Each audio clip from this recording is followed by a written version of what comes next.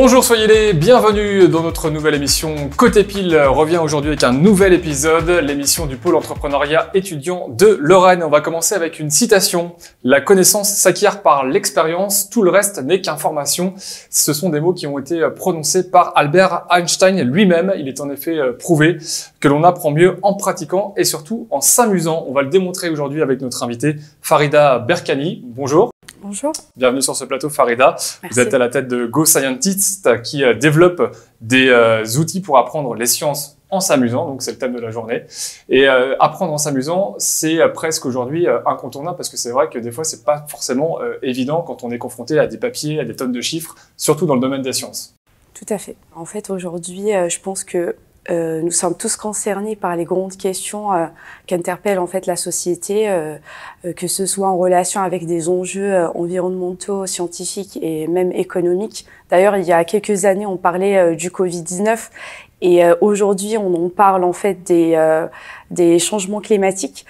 Et donc proposer, en fait, faire de la médiation des sciences devient de plus en plus une évidence. Mais les questions auxquelles je me suis posée, c'est comment rendre en fait ces sciences-là beaucoup plus ludiques et amusantes, et surtout comment communiquer en fait les savoirs scientifiques enfermés dans les laboratoires avec pertinence et humanisme. Et c'est pourquoi j'ai choisi en fait le jeu comme outil de médiation avec lesquels je pourrais en fait parler de plusieurs sujets issus de la recherche scientifique notamment. Santé, environnement. Quand vous parlez de jeux, ce sont des jeux de société. Je crois qu'il y a une vraie démarche éco-responsable aussi derrière. Tout à fait. Ce sont des jeux fabriqués dans les Vosges, en bois, issus de forêts gérées durablement, et avec des petites cartes de papier recyclé. Pour moi, rester dans une approche éco-responsable est aujourd'hui super important parce que l'industrie des jeux en France, en fait, subit une catastrophe écologique. Donc, répondre aussi aux objectifs du développement durable qui soit en relation avec la production et la consommation responsable représente pour moi, ça fait partie en fait de mes valeurs. Donc, c'est pour ça en fait j'ai décidé à la fois de fabriquer des jeux en bois et qui traitent aussi des sujets scientifiques importants et d'actualité.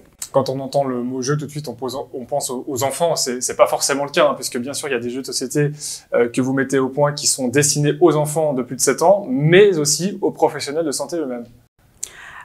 En fait, ce sont des jeux qui se destinent à tout public à partir de 7 ans, mais qui soient utilisés par des professionnels d'éducation et aussi des professionnels de santé, tout en les formant à l'utilisation de ces outils-là.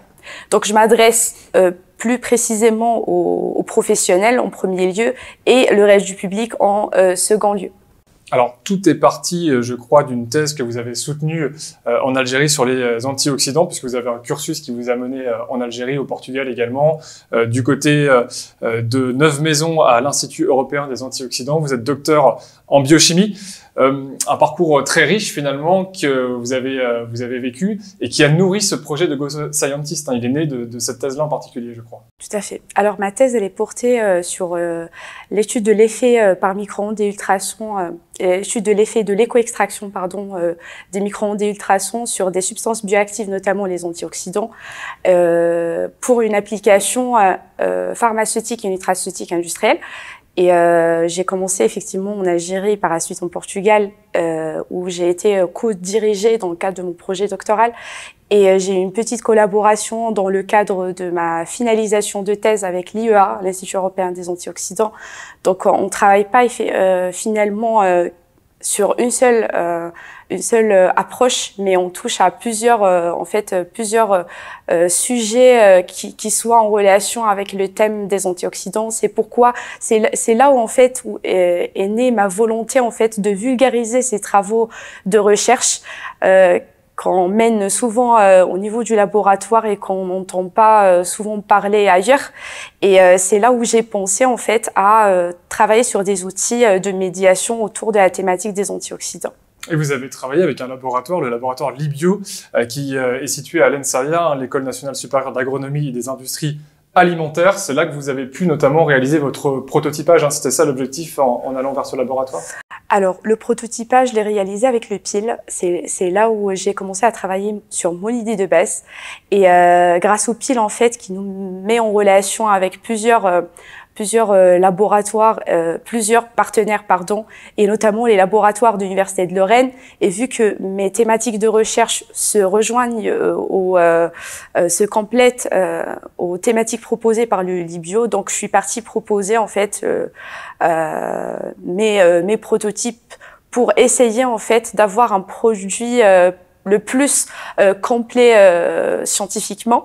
Et c'est là où j'ai souhaité en fait travailler sur l'outil qui s'adresse aux petits et grands sur le thème du stress oxydatif, parce que le stress oxydatif c'est une sorte de balance entre les antioxydants et les radicaux libres. Et donc on a imaginé un proto qui soit conçu en bois à travers une balance et qui complète aussi les travaux de recherche du Libio notamment. Donc ça a été évidemment une expérience fondatrice de travailler avec le Libio dans ce cadre-là. Exactement. Un mot sur ce qui va arriver à la fin de l'année, c'est-à-dire la sortie de votre première collection de jeux. Donc ça va arriver, je crois, courant décembre, juste avant Noël. Oui. Ça va être un premier pas déjà de franchi également. Tout à fait. Alors après plusieurs validations auprès du grand public, auprès des petits et grands notamment, donc on arrive aujourd'hui à 2 jeux qui sont actuellement prêts à être commercialisés, notamment l'Arc-en-Ciel et le jeu de domino qui parlait en fait des pigments antioxydants et leurs bienfaits pour la santé, avec un jeu qui est en cours de finalisation avec le Libio qui parle du stress oxydatif. Et au final, on lancera l'édition juste avant Noël, en septembre, si tout se passait bien comme prévu. Donc vous gardez toujours ce lien fort avec la recherche et le laboratoire en particulier. Tout à fait. Merci beaucoup en tout cas Farida d'avoir été avec nous pour cette émission. On vous dit à très bientôt, bonne continuation. Merci de nous avoir suivis, on se donne rendez-vous pour un prochain épisode de Côté Pile. À bientôt.